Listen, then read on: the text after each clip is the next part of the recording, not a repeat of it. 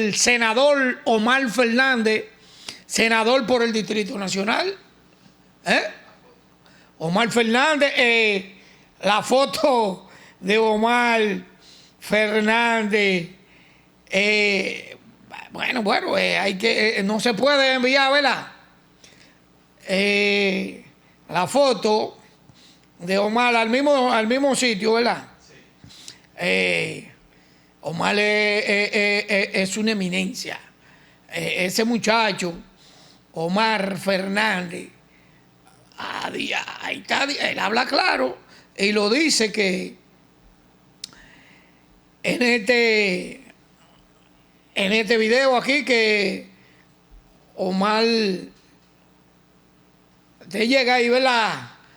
Pero embártele que esto es en vivo, esto es en vivola. El senador del Distrito Nacional, Omar Fernández, da unas cuantas explicaciones ahí para saber qué está pasando y qué es lo que... Ahí él explica. Él sabe lo que está diciendo porque él tiene su sabiduría y su inteligencia que le ha dado el Señor. Es un joven prometedor que todo el mundo habla muy bien de él, igual que yo. También hablo muy bien del senador del distrito, Omar Fernández. Póngalo ahí, vamos a ver qué es lo que dice el senador del distrito de ese presupuesto complementario que necesita el gobierno de Luis Abinader. Más dinero, señor presidente. ¡Bárbaro! Buenas tardes, presidente, bufete directivo, colegas, senadores y senadoras. Bueno, estamos en un momento en el que estamos a punto de conocer el presupuesto complementario, o reformulado como también se le conoce, para el resto de este año 2025. El mismo ya fue aprobado la semana pasada en la Cámara de Diputados, en 2 lecturas consecutivas, lo que indica que fue aprobado bajo una urgencia que recientemente se aprobó acá en el Senado también, por lo que es altamente probable que corra la misma suerte en el día de hoy. Y es preciso aclarar que este no es un ejercicio nuevo. Como bien dice su nombre, el presupuesto presupone lo que serán los ingresos fiscales, ingresos ordinarios, ingresos extraordinarios, donaciones, etcétera, y en base a eso, pues el Estado proyecta lo que finalmente serán sus ejecuciones durante el resto del año. Y más o menos para esta fecha, todos los años, se hace una revisión del presupuesto, se envía a este Congreso un complementario o reformulado para ajustar donde sea necesario. Como es lógico, este presupuesto pasa por manos de los legisladores y tenemos la obligación de hurgar, investigar y estudiar lo que finalmente se aprueba aquí en este Congreso. Y lo cierto es que este proyecto de ley que viene del Ejecutivo viene acompañado de una carta. Y esa carta, me permito en este momento hablar un poco de ella y cito. Dice: la iniciativa plantea la aplicación de una política fiscal contracíclica orientada a mitigar los efectos de la coyuntura internacional y proteger el dinamismo de la economía nacional mediante un incremento en el gasto de capital, priorizando la inversión pública como motor para impulsar la actividad económica y promover un crecimiento sostenible. Hasta ahí bien. Luego vemos que en materia de gastos se plantea un aumento neto de 69.740 millones, con una expansión del 20% en el gasto de capital, equivalente a 35.548 millones. Y ahí es donde surge la primera duda, porque la carta habla de ese monto, 35.000 y tantos de millones, que son aproximadamente el 51% de los 69.000 y tantos, casi 70%, pero no está claro en qué se utiliza el otro 49%. Y bueno, finalmente, luego vemos que dice, solo en la carta, que estos recursos adicionales se destinarán principalmente a proyectos del Ministerio de Obras Públicas, del Ministerio de Vivienda, de OPRED, de INAPA, del SNS, etcétera. Y finaliza la carta diciendo que como resultado se proyecta un aumento del déficit fiscal que pasará del 3% al 3,47% del Producto Interno Bruto, estimado para 2025. Sin embargo, dice la carta, este incremento será financiado principalmente con excedentes de ejercicios presupuestarios anteriores, lo que asegura que no se generen presiones adicionales sobre la deuda pública. Bueno, luego de leída la carta voy directamente al proyecto para poder contrastar lo que dice con lo que está estipulado en la legislación.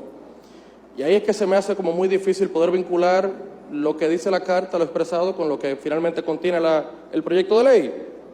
Por ejemplo, me quedaba esa duda de que habla que será priorizado el gasto de capital y de los 70.000 millones aproximadamente, 35.000 y tantos, 51% se destinará solo a eso, pero no te dicen qué será lo otro.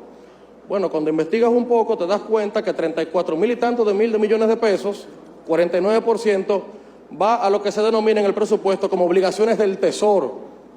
¿Qué son obligaciones del Tesoro?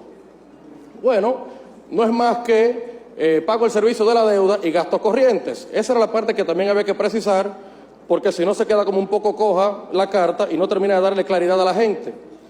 Toda vez que ese gasto es preciso recordar que en buena medida el gasto corriente será altamente productivo, porque hemos visto como ya en lo que va de año se han hecho aproximadamente 5 revisiones a la baja en la economía y solamente en junio crecimos apenas un 1.1%, muy por debajo de la costumbre que tiene nuestro país de crecer por encima del 5%.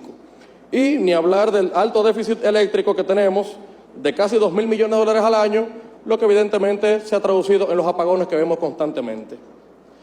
Pero buscando y buscando, vamos encontrando otras cosas. Por ejemplo, dice que este incremento será financiado principalmente con excedentes de ejercicios presupuestarios anteriores, lo que asegura que no se generen presiones adicionales sobre la deuda pública.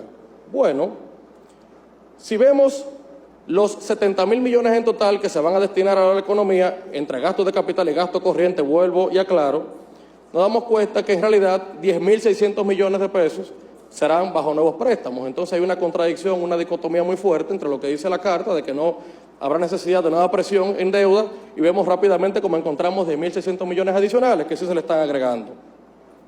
Pero también habla de este concepto de ingresos no recurrentes.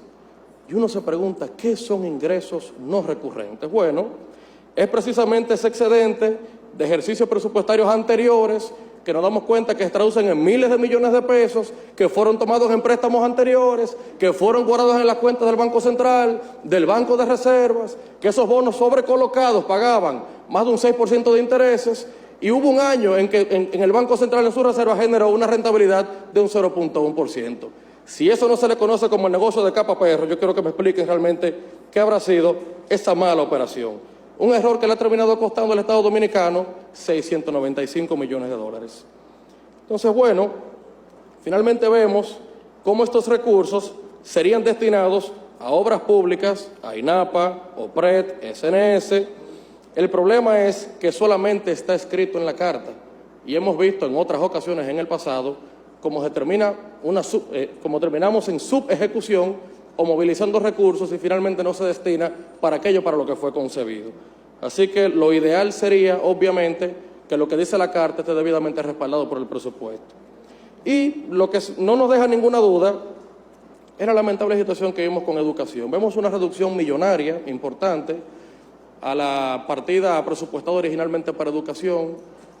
Y uno se preguntaría, caramba, pero ¿cómo puede ser que en un momento en que nos disputamos las condiciones deplorables en las que se encuentran las escuelas de la República Dominicana, la lamentable situación de falta de cupo para niños dominicanos que tengan su escuela garantizada, cuando vemos que los baños están en condiciones de inframundo, cuando notamos cómo los niños se presentan sin útiles escolares, esperando que les llegue su uniforme, su calzado, finalmente cuando envían algo ni siquiera es de la talla que le pertenece, un niño de 8 años con unos zapatos, uno de 14, un uniforme que le queda gigante. Uno se pregunta, caramba, ¿dónde es que se encuentran las prioridades del gobierno? Evidentemente en educación no es, y queda reflejado en esa reducción millonaria para la partida de educación. Y además, algo que nos hace mucho ruido es que si en este Congreso se acaba de aprobar el que se fusione el Ministerio de Hacienda con el Ministerio de Economía, parece como un contrasentido que lo que debería ser pensado para que haya un ahorro en el Estado termina adicionando 2.200 millones de pesos más al nuevo ministerio. Entonces, como que hay también una contradicción muy fuerte entre lo que se predica y lo que se dice y finalmente lo que se hace. Se fusionaron 2 ministerios para que cueste más dinero al pueblo dominicano. Entonces, bueno, son algunas de nuestras reflexiones por las que queríamos motivar a nuestros colegas senadores a que pensemos bien, no oponernos al presupuesto complementario, sino a este presupuesto que han traído al Congreso. Creo que valdría la pena que podamos examinarlo nueva vez en el seno de la comisión, pensar en un presupuesto como yo sé que es el deseo de mi querido senador de La Vega, mi compueblano Ramón Rogelio Henao, con quien comparto el deseo de que los 70.000 millones de pesos sean destinados a obras de infraestructura, a gastos de capital que genere y dinamice la economía de nuestro país. Sin embargo, lo que vemos lamentablemente hoy dista mucho de ese deseo que tenemos el senador de La Vega y que tiene el senador del Distrito Nacional también. Así que bueno, por eso exhorto a mis colegas a que no votemos a favor de este proyecto. Es altamente probable que los votos de la Fuerza del Pueblo no sean suficientes para darle un giro distinto a la suerte de este proyecto.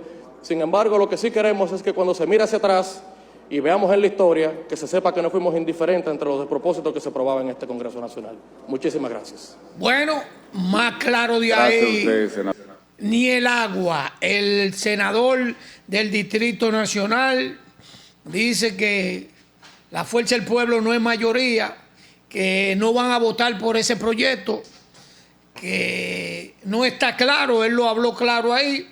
Le dijo a Rogelio Henao, Rogelio, carajo Rogelio, mi hermano Rogelio Henao, amigo mío del 1900 pelado, yo soy balaguerista.